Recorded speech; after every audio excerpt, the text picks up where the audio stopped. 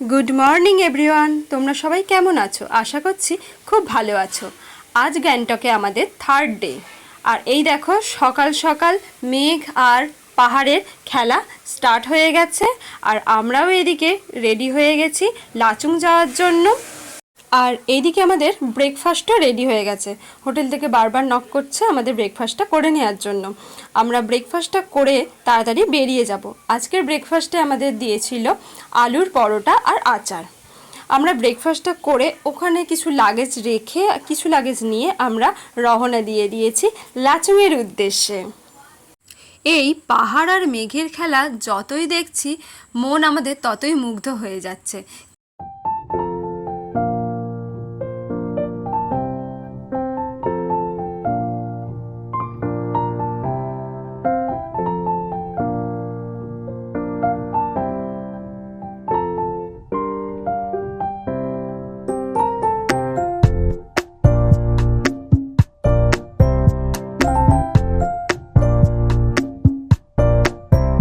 কাল প্রকৃতির একই দৃশ্য দেখার পরেও আজ কিন্তু মনেই হচ্ছে না যে আমরা একই দৃশ্য দেখেছি। মনে হচ্ছে আজ প্রকৃতিকে আমরা নতুন রকমভাবে নতুন রূপে দেখছি। কাল আমরা একই দৃশ্য দেখলেও আজকে তার মধ্যে একটা উপরি পাওনা হলো তিস্তা নদী। আর এই পাহাড়ের নিচ দিয়ে বয়ে চলেছে খরস্রোতা তিস্তা নদী। এই পাহাড়ের ভিউ উপভোগ করতে করতে আমরা চলে এসেছি আরেকটি নতুন ভিউ পয়েন্টে। এখানে সামনেই রয়েছে একটা ফলস, ওখানেই যাচ্ছি আমরা দেখতে। আর এইদিকে দেখো সামনে আমার বোন আর আমার ছেলে আগে আগে এগিয়ে চলেছে। ওই দূরে আমাদের গাড়ি রাখা ছিল, আমরা একটু ব্যাকে এসেছিলাম, তার কারণ এখানে দাঁড়িয়ে পাহাড়টা দেখতে খুব সুন্দর লাগছিল, তাই আমরা একটু ব্যাকে এসেছিলাম। আর আমাদের সঙ্গে গাড়িতে যারা শেয়ার করছিল গাড়িটা, তারা অনেক আগেই ওখানে চলে গেছে। এটা একটা ছোট ফলস ছিল। অনেককে জিজ্ঞাসা করলাম ফলসটার নাম, কেউ তো কিছু বলতে পারলো না। এবং ওখানে আমি চারিদিকটা দেখলাম কোথাও কিছু লেখা আছে কি না, সেটাও আমি দেখতে পেলাম না। রাস্তায় যেতে যেতে এই ফলসটা পড়েছিল আমাদের। যাই হোক, আমরা ফলসটাতে বেশ ভালোই মজা করেছি। আর ফলসটার ওপরে একটা ছোট ব্রিজ মতো ছিল, সেখানে দাঁড়িয়ে বোন আর ছেলে দুজনে মিলে ছবিও তুলে নিয়েছে। যাই হোক, একটু আগে যেই কথাটা বলছিলাম, আমাদের সঙ্গে আজকে যেই দুটো ফ্যামিলি ছিল, তারা একজনেরা এসেছিলেন কর্ণাটক থেকে, একজনেরা এসেছিলেন মহারাষ্ট্র থেকে। প্রথমে তো ওনাদের ভাষা কিছু বুঝতেই পারছিলাম না, তারপর আমরা বেশ ভালো বন্ধুও হয়ে গিয়েছিলাম। এইখানে তিস্তা নদীটা দেখেছো কি ভয়ঙ্কর? ওই দূরে দেখা যাচ্ছে আগের বারে যে দুর্যোগে অনেক ঘরবাড়ি তিস্তার তলায় চলে গিয়েছিল, সেইখানেরই কাজ চলছে এখনও। এইটা হচ্ছে সেই জায়গাটা। কি ভয়ঙ্কর! এখানে তিস্তা নদী ভীষণভাবেই খরস্রোতা। আমাদের গাড়িটা বেশ কিছুক্ষণ এখানে একটু দাঁড়িয়েও গিয়েছিল।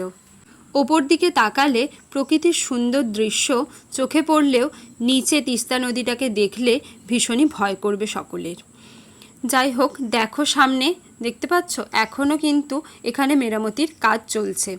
রাস্তাটা ভীষণভাবেই খারাপ ছিল, আর আমাদের সকলের খুব ভয় করছিল, কারণ গাড়ির মধ্যে আমরা তো সকলে ছিলাম এবং তিনটে বাচ্চাও ছিল। তবুও আমরা ভয় ভয় করতে করতে আমাদের গন্তব্যের দিকে একটু একটু করে এগিয়ে চললাম।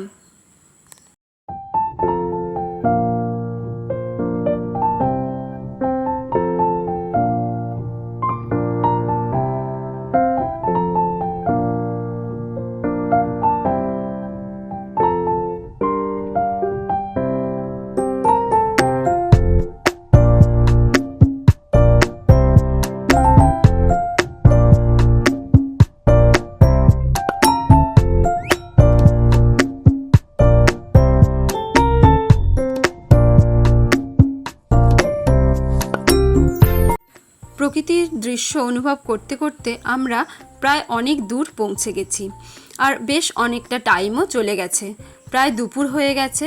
আর এইখানেই আমরা একটা জায়গায় দাঁড়িয়ে আমাদের লাঞ্চটা করে নিয়েছিলাম। যদিও সেটা এই ভিডিওতে দেখানো হয়নি, তার জন্য আমি দুঃখিত। লাঞ্চ করার পরে আমরা আবারও এগিয়ে গেলাম লাচুংয়ের উদ্দেশ্যে। এই দেখো এখানেও তিস্তা নদী ভীষণভাবেই খরস্রোতা, এবং জানি না আমি কতটা দেখাতে পাচ্ছি ক্যামেরায়, বুঝতে পারছি ক্যামেরা সেইভাবে দেখাও যাচ্ছে না। এই তিস্তা নদীর এই মধ্যিখানটায় দেখো একটা ইয়েলো কালারের জেসিপি কোনো কারণে ওখানে কাজে গিয়েছিল, জেসিপি থেকে কোনো মাটি ফাটি তোলা হচ্ছিল হয়তো, কিন্তু ওখানে আটকে পড়ে গেছে জেসিপি। জানি না মানুষটা উদ্ধার হয়েছে কি না। এখনো পর্যন্ত কতগুলো পাহাড় পেরিয়ে পেরিয়ে এইখানটা এসেছি সেটা আমরা নিজেরাই জানি না। চারিদিকে শুধু পাহাড় আর সবুজ আর সাদা সাদা মেঘে ঢাকা। এই দৃশ্য দেখতে দেখতে আমরা মুগ্ধ হয়ে গেছি, আর মনের মধ্যে কিছুটা ভয়ও ছিল।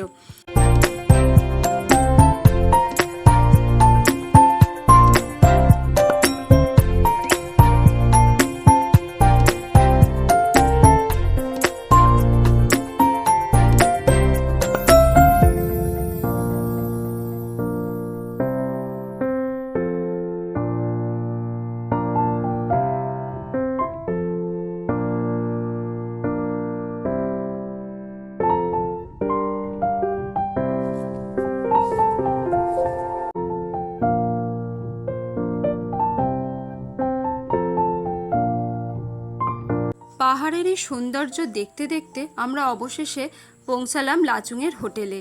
রাত তখন প্রায় 11টা বাজে। আমরা নিচ থেকে ডিনারটা সেরে তারপরে হোটেলের রুমে এসেছিলাম। রুমটা বেশ পরিষ্কার আর ভালো ছিল, বেশ বড় রুমটা ছিল। রুমটায় আসতে আমরা কিছুর একটা শব্দ আন্দাজ করছিলাম, কিন্তু চারিদিক এত অন্ধকার ছিল আমরা কিছুই তো বুঝতে পারছিলাম না, দেখতেও পাচ্ছিলাম না। যাই হোক, কাল অনেক ভোর ভোর উঠতে হবে আমাদের, তাই আমরা আজ খুব একটা লেট করব না। আজকের মতো ব্লগটা এখানেই শেষ করলাম। দেখা হচ্ছে কাল খুব সকাল সকাল। আজকের মতো টাটা।